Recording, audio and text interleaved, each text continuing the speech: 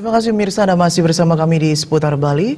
Dinas Kependudukan dan Pencatatan Sipil Kabupaten Buleleng melaksanakan jemput bola atau perekaman langsung di LP Kelas 2B Singaraja.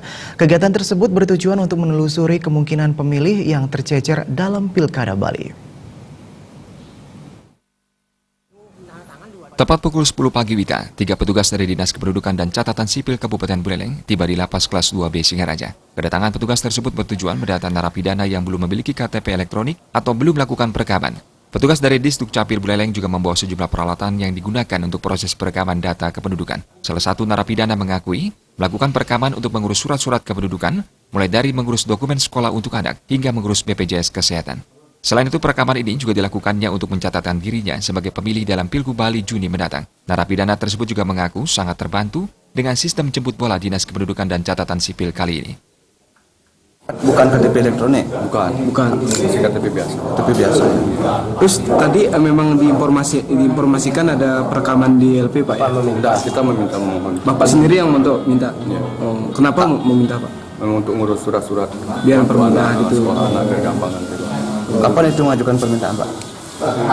Hari apa? Udah lama ya. Mbak, baru ini Pak. Hari Jumat surat keterangan dari sini keluar. Mungkin baru Senin dibawa ke Catatan Sipil kemarin. Rencananya ngurus surat apa, Pak? Tidak untuk keperluan anak sekolah atau apa.